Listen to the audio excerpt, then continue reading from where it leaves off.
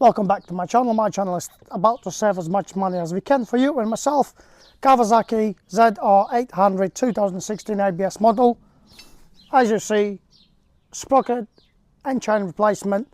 Why I replaced my chain?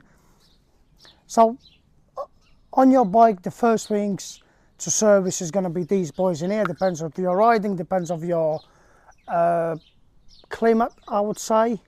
If you've got rainy weather, dry weather, you know, all this actually plays massive role for your chain and the sprockets as well. And let's have a look on this bad boy in here.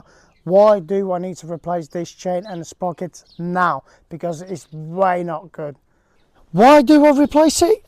It's no brainer. Absolutely gone, rusted. It's been standing for a long time in the rain. As we in UK guys, take more attention on your chain and the sprockets, because obviously we've got quite a lot of rainy weather and we need to grease a little bit more than usual. As you see, let me turn the wheel and hopefully you're going to catch that sound. Oh, there it is.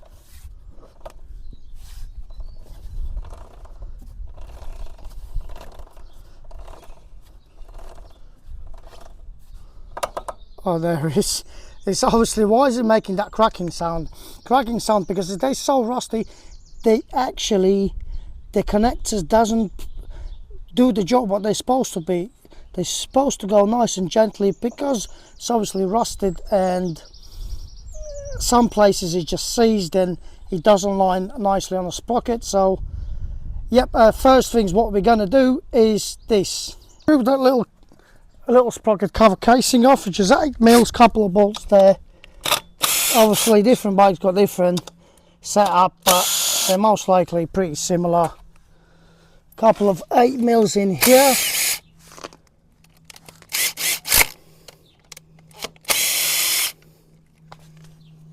And 2.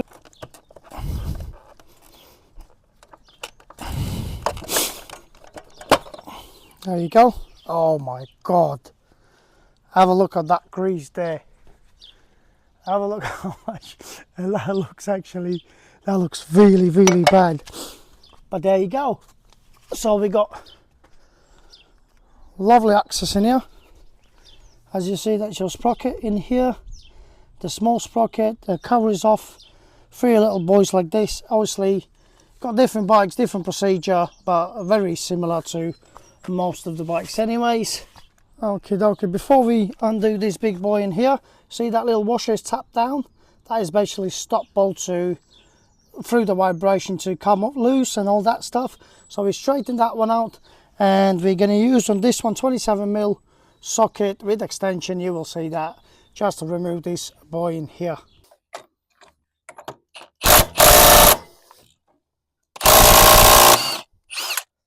Hey! To be honest, this video should be, because I see the video actually on YouTube, it's impossible to undo this boy in here. I basically played like half an hour. I tried to undo this boy in here. It was no luck, and I was planning to make actually a video just impossible to undo front sprocket, and I done it. Honestly, thanks to everyone. Yeah, boy. So you see, that's your washer there. That's your little boy there. Comes off really nice. Same 27.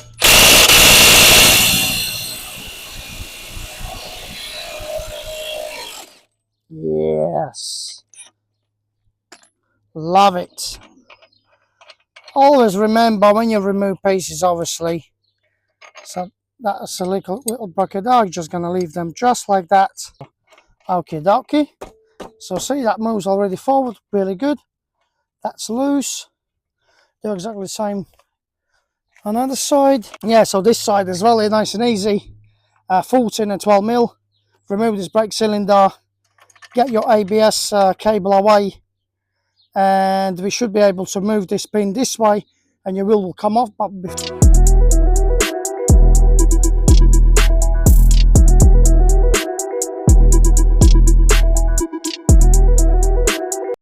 happy about that. Leave these 2 boys in here.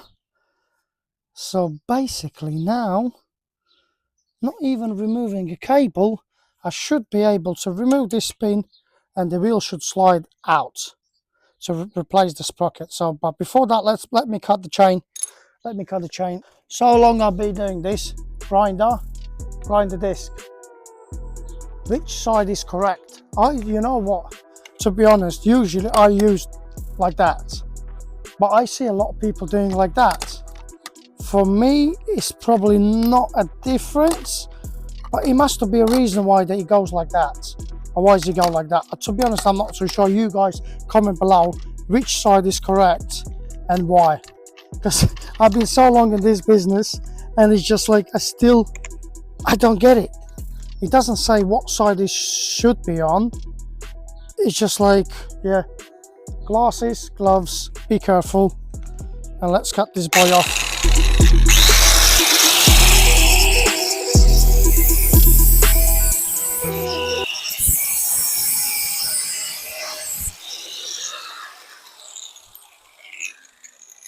You know what? A lot of people say, oh, why are you cutting with the grinder? That's why. It takes me, what, 10 seconds, 15 seconds, if that. So, saves you a lot of time. That's why. Right, next step, obviously, is remove this bad boy out. That's good. Spins really good. Seems like no problem with the bearing.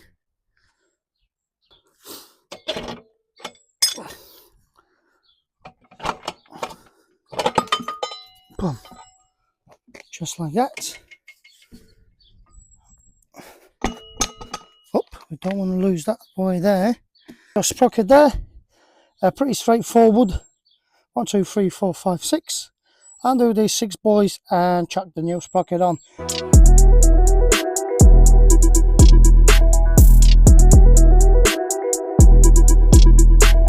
Look in the camera. If you see that, see the teeth, the difference on it? This is very tiny, very little, and this is wider. So that's the difference there. Well, I guess I don't really see anything, any directions, what side it should be on. But I'm just going to go that way. Boom, goes nicely on. Even I can see that it's actually bent. You see that sprocket there is definitely not looking good. It's a bit weird though. If you see the cracks there, yeah, this is long time ago gone. So basically, the way we put this front sprocket on, you see this outside bit, that faces outside. And basically, we could actually clean up in here, clean the grease up and stuff, which I'm probably going to do it while we're there. Just like that. Should go nicely on. You shouldn't go with the tension, should go nicely on. Let's get the bolt back on as well to not. So first thing, you got the locking washer. So that should go a little bit further away. There you go. Then you got the locking washer going on the top, and then you got your nut. Just like that. I'm going to tie the nut up obviously when the chain and rear wheel is back on. Let's tie this boy up. Special torques on this one? I don't think so. I'm just going to do them up. Obviously, do same as you would do your wheel.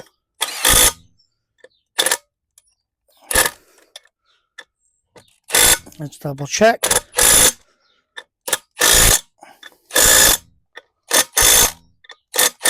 Good. That's all done. Okay. First of all, we put this boy back on. It slides in. See that little pin there? Just slides in on that there. And now somehow we need to try to get this bad boy on. With no chain, it should be way more easier. There you go. Went through there. Put the tensioner back on. Chum. Really, really, really good. That goes back there. That goes back there. Sweet. Okay, okay.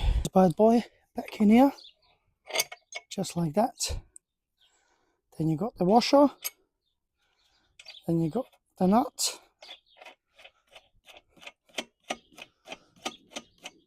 I'm not going to tie this one up and this one, leave it for now, because I obviously need to get the chain done. But first of all, I'm going to put the brake cylinder back on.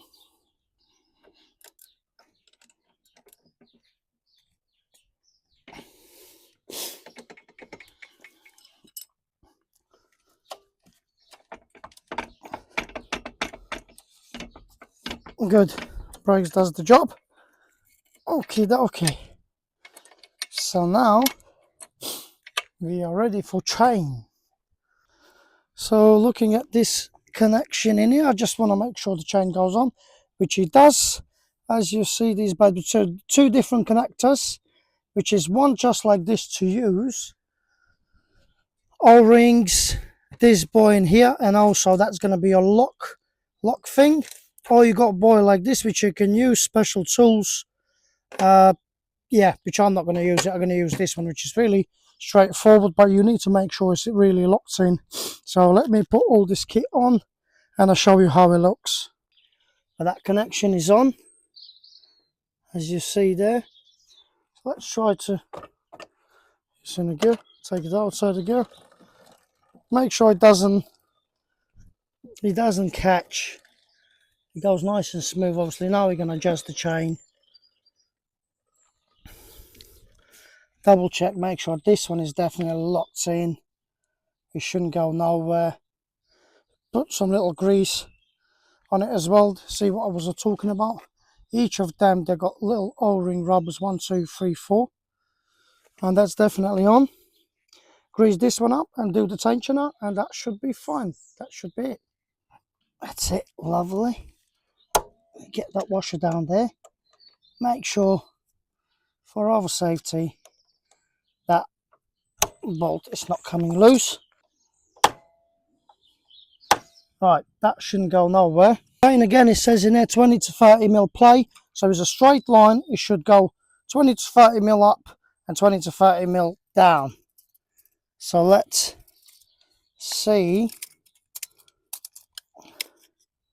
So you got 20. Goes there. Yep, that's absolutely fine. We can tighten the tensioners up, tie this bolt up as well in here. That stays there. Very straightforward, obviously, with your adjustments on the chain. 1, 2, S and 2 in here. And also in here. 1 and 2 in here.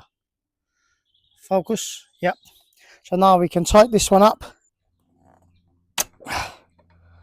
And that's it. That's good to go. We do this one up now.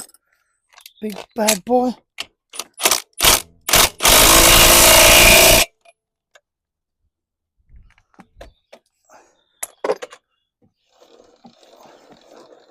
Really good, really good. Locking that in, a locking pin, sorry. And just go like this. Pin that down just there. That's it, that's nice and tight. It doesn't lock, spins nicely. Chain, it will stretch. It's not the crazy one. It could be a little bit maybe. Now that should be fine. That should be fine. Worst case, we can do this a little bit loose and chain, but I think it's still going to stretch a little bit. Usually does. This is how you replace your chain and the sprockets on this ZR800. Obviously applies for every single bike. Very similar. About the casings, a little bit different. As you see, is easy job at the same. It is easy to replace the chain and sprocket. It just need to be, I would say, attention on details, because the cylinder have to come out, the rear wheel, you need a line adjust, you need to just make sure it does the job. The bolts and nuts going to be hard to remove, especially if front sprocket, as you see. But this bike is ready for tomorrow, big day, bank holiday weekend. Hastings May Day run. 20 to 30,000 bikers going to be there. And yeah, I'm excited to actually go out. What I'm going to do now, I go for spin, double test it, check it, make sure it's all fine for tomorrow, all safe. And if you like my video, subscribe, like, comment whatever you ask, any question, I will try to reply it to you. Channel's growing slowly. I don't mind it. I love my channel. I do what I do. A still video is going to come out. It doesn't matter if my subscription goes up or down. It doesn't really matter. I just do it because I see a lot of people find this really helpful. Like I said, my channel is about save as much as money as we can for you and myself. So crack on and see you next video.